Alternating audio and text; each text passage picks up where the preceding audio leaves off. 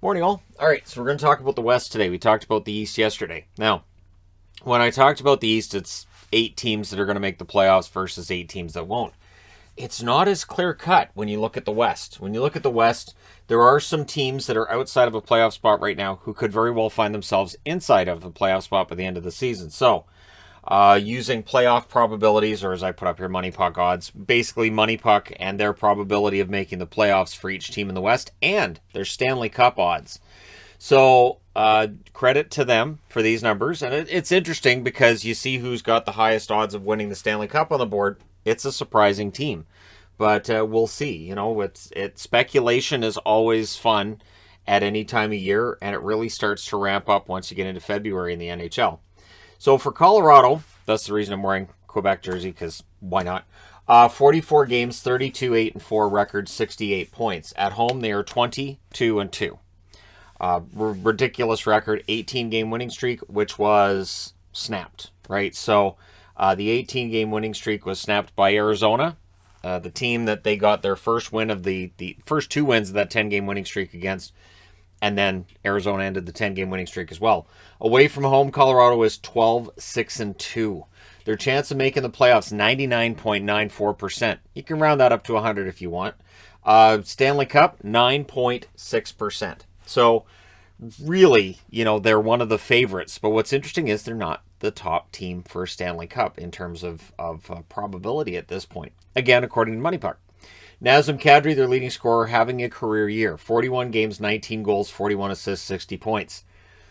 If Kadri wants to win, likes it in Colorado, understands that these numbers are just fantastic, he may not replicate them, he may give a discount to the Colorado Avalanche. If he wants to cash in this summer, he absolutely will. The numbers are ridiculous, and is he going to end up with 100 points? It's highly likely he does. And then what, right?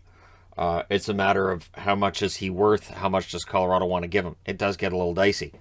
So we'll see. Nashville, 46 games, 28-14-4 record overall. So Nashville has absolutely exceeded expectations. 60 points, so they're 8 points behind Colorado, and they've played 2 more games. At home, they're 14-7. Away from home, they're 14-7-4. Their playoff probability, 95.4% chance they make the playoffs. Stanley Cup, 6.6%. Hey, you'll take it, right?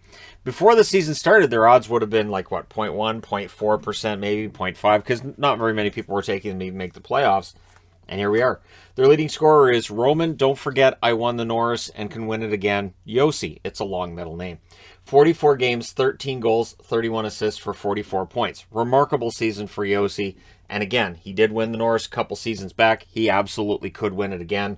In what would be seen as an upset if it came down to him and Makar and he ends up winning it. But again, just throwing that out there, and I understand Adam Fox does exist. As well as other defensemen. It really is a remarkable list when you look at the defensemen around the NHL. Moving on, Minnesota. 41 games, they're 28-10-3 for 59 points. They are 14-3-1 at home, 14-7-2 on the road. Their records remarkably similar to those of the Nashville Predators, and their playoff odds are better, 99.6%. Their Stanley Cup odds, 11.1%. I did a double take when I saw that on Money Puck. So, Money Puck, I'm guessing, goes through these playoff odds and Stanley Cup odds and says, okay, who would they likely play and what's the likelihood of all this? I think it's fun to see that next to Minnesota, and I'd be very happy for the state of Minnesota if a team in Minnesota won a championship. And that includes the Vikings, the Twins, the Timberwolves. It's never going to happen with the Timberwolves, is it? Anyways, so Kaprizov's the leading scorer, 40 games, 19 goals, 34 assists, 53 points before the season started when Kaprizov signed that 1-year, $9 million contract. There was plenty of discussion about whether or not maybe he hasn't earned it. He's only played how many games in the NHL? He's not that good. Yep, he is. And so that $9 million price tag looks justified right now. So we go to the Pacific, where, yes, the Pacific leader would be actually a wild card team if they were in the Central. It's just how that is. Vegas, 46 games, 27-16-3 record for 57 points. At home, they're 14-10-2. Again, I've mentioned this in previews and reviews. The Fortress is not the intimidating place it was a few years ago. Away from home, they're 13-6-1. Their odds of making the playoffs, 84.5%. Stanley Cup, 5.3%. Chandler Stevenson, 43 games, 12 goals, 26 assists for 38 points is the leading scorer. So while there's 3 Vegas Golden Knights in the All-Star game, Stevenson's not there. I get why. I totally get why. It just shows that Vegas has some depth there, and when everybody's healthy, odds are their points percentage is going to go up.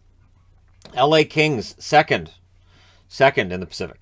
47 games, 24-16-7 record, 55 points. At home, 13-10-2. Away from home, 11-6-5. So the record's not fantastic, but they're in the playoffs and they have a good chance. They have a 65.5% chance of making the playoffs. Stanley Cup, 2.4%. Again, Kings fans will say, yeah, we like those odds. That's fine with us.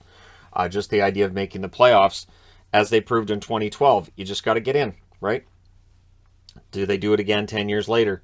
Their leading scorer is Anze Kopitar. I am sure that the internet's very surprised that Anze Kopitar is the leading scorer. 47 games, 14 goals, 28 assists, 42 points for him. The Anaheim Ducks, 48 games overall, 23-16-9 record for 55 points. So for Anaheim, it's not as rosy of a picture overall, even though they are still third in the division.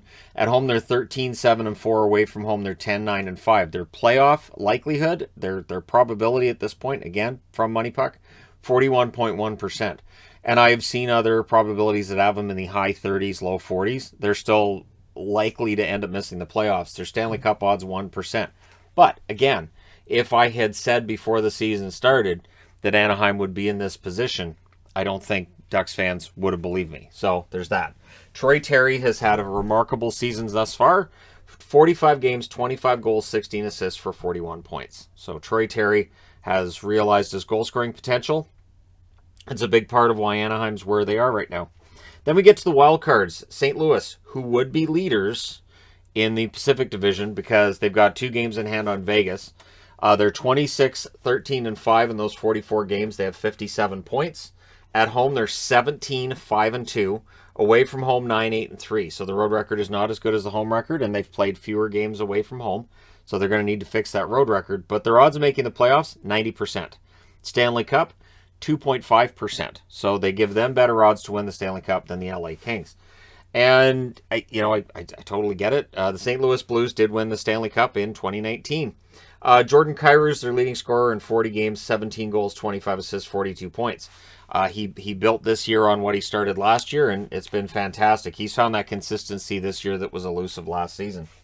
Calgary holds the second wild card. What's interesting is they've only played 42 games, so they got 6 games in hand on the Ducks, who are 3 points ahead of them, 5 games in hand on the Kings, who are 3 points ahead of them. So, by that standard, the Flames should absolutely be top 3 in the division. They're 23-13-6 in 42 games for 52 points. At home, they're 7-4-4. Got a lot of home games coming up. Away from home, they're 16-9-2. So their home record will go a long way to deciding where they finish in said playoffs should they make them. And their playoff odds right now, 95.4%. They're given good Stanley Cup odds of 7.2%. So again, it's interesting. Money Puck's interesting. I get a kick out of it. I don't know how I would come up with cup odds. I mean, I can go through and figure out who I think wins, which, people can be surprised when most, including myself, would likely just go with the top teams in the regular season and say, yeah, this should be your top 4 teams. Playoffs don't really work that way, though. But Calgary, their leading scorer, Johnny Gaudreau, 42 games, 18 goals, 36 assists for 54 points. So Johnny Gaudreau, who's a UFA this summer, he's made his asking price go up a little bit. All right, now we move to the other side of the board, and we get to the Edmonton Oilers. The Oilers, 42 games, 23-16-3 record for 49 points. At home, they're 12-8. Away from home, they're 11-8-3. So which Oilers are we talking about? The ones that started the season 16-5, the Oilers that over their last 5 games have looked better, or the ones that didn't look like they could win anything in between those 2 streaks? So that's the question mark. And for the playoffs, right now, they're listed at 48%. So they're given better chances of making the playoffs than the Ducks. The Stanley Cup, 1.4%. So what it looks like it's being said is that the Flames end up moving up, The Oilers end up in the playoffs. The Ducks likely end up out is the most likely scenario.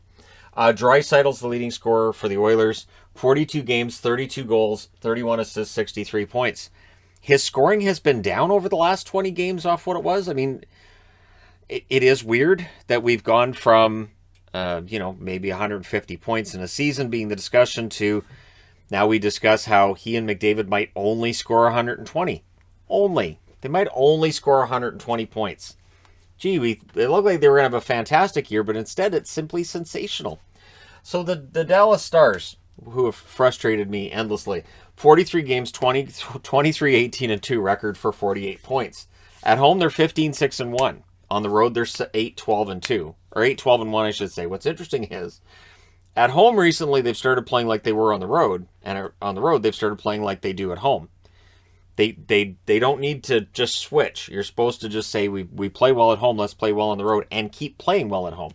But Dallas, their odds of making the playoffs are listed at 37%. Their Stanley Cup odds, 1.2%. It is interesting to me that they have a less of a chance of making the playoffs than the Ducks, but they're given a greater chance of winning the Stanley Cup.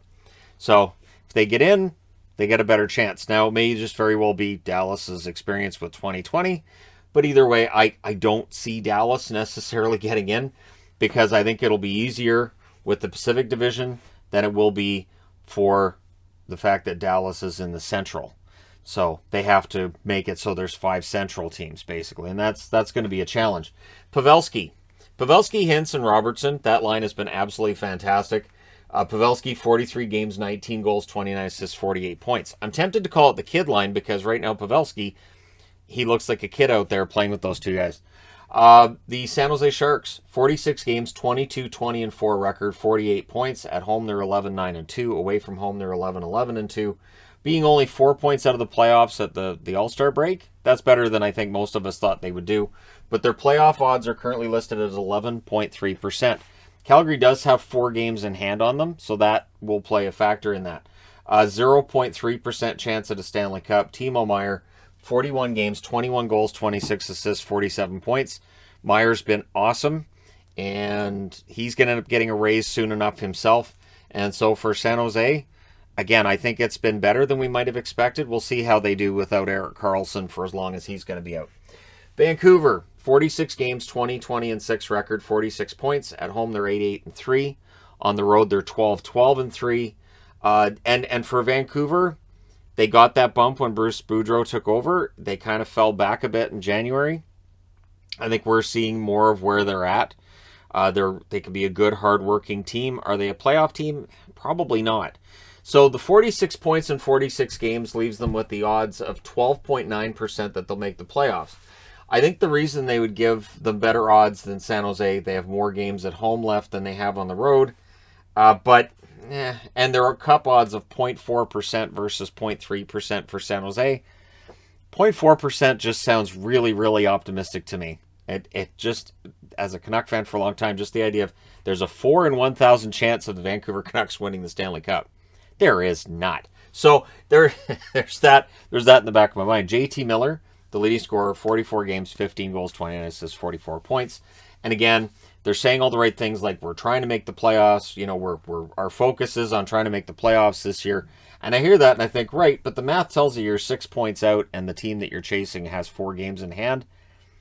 Probably not going to happen. And it's just, there's still 36 games left in the season, so I understand there'd be some reason for optimism. But if Calgary plays even decent in the second half of the season, the math for Vancouver to make the playoffs becomes very, very tough indeed. Even if the Ducks fall off, because then you still have to pass the Oilers, probably the Stars. You definitely have to pass the Sharks. It's also the matter of how many teams are in the way. Speaking of which, you have Winnipeg. 42 games, 18, 17, and 7 record for 43 points. Now, they have games in hand on teams that they're chasing. They've played the same number of games as Calgary, but they're 9 points back. Now, they're 10, 8, and 1 at home. They're 8, 9, and 6 on the road. That road record needs to be fixed. Their playoff chances are listed at 19.1%. I was a little bit surprised they get better odds, but they have played fewer games. So there is the possibility over those 4 games they have in hand that they win, 3 out of 4. That would put them at 49 points, which would put them up here. Again, they'd have played 4 more games, so they don't really tie Edmonton with that, but just throwing that out there. For the Winnipeg Jets, their cup odds are listed as 0.7% overall, which again seems high. So for Kyle Connor, he's the leading scorer, 42 games, 25 goals, 20 assists, 45 points. Connor's had a fantastic year. He really has. While some of the Jets, Scheifele included, have not quite had the season that I think the team would have wanted, Connor's been fantastic. Then we get to the Chicago Blackhawks, 46 games, 16, 23-7 record for 39 points. So they are 13 points out of the playoffs and have played 4 more games than the team they're chasing. At home, they're 8-11-3. Away from home, they're 8-12-4. It doesn't really matter where they're playing right now. Playoff odds, 0.4%. Stanley Cup, no. Stanley Cup is just a no in terms of the odds right now, and it's understandable. So, of course, the question with Chicago is, who do they sell off? What do they get back? If they sell Fleury, what do they get back? Do they retain salary on Fleury? What's going to happen? So we shall see. Their leading scorer is Patrick Kane because, of course, 42 games, 11 goals, 31 assists, 42 points. You can count on him for a point a game. Whether the team's good or not good, doesn't matter. He'll get you a point a game. The 31 assists, I'm going to go ahead and guess 28 of those are passing to DeBrincat. It just feels like DeBrincat and Kane have this fantastic chemistry, and when DeBrincat scores, it's usually on a Kane assist. Seattle, 46 games, 15, 27-4 record for 34 points. At home, they're 9-14-2. Away from home, they're 6-13-2. Their playoff odds are 0. There is no chance, mathematically, apparently, that they'll make the playoffs. So they're 5 points below Chicago. Same number of games played. Makes sense. Jared McCann, though, what a year for him. 41 games. He's tied his career high in goals with 19. To go with 11 assists and 30 points overall. McCann's been fantastic. He's not the only one either. Seattle's had some pretty good players. So I'm hoping that Francis is smart about this, because I don't think Seattle is as bad as their record, and I think they could turn things around next year, but the right moves have to be made. So maybe I'll do that video on. I'm just kidding. I already have the board set for me to talk about Seattle today. So yeah, 34 points for Seattle. Is it disappointing? Yes, but they're 5 points behind Chicago at this point in the season. I think the fact that you throw together a team from scratch, you're almost as good as Chicago out of the gate. You're still 8 points ahead of Arizona. It's not as bad as some other expansion teams have been. Arizona, 45 games, 11-30-4 by design to get to 26 points. So they don't have to worry about futility records with wins or points, which is good. At home, they're 5-16-1. Away from home, they're 6-14-3. Playoffs are absolutely not. Don't even think about it. Don't even look at the playoffs. Don't think about the playoffs. Don't let the playoffs think about you.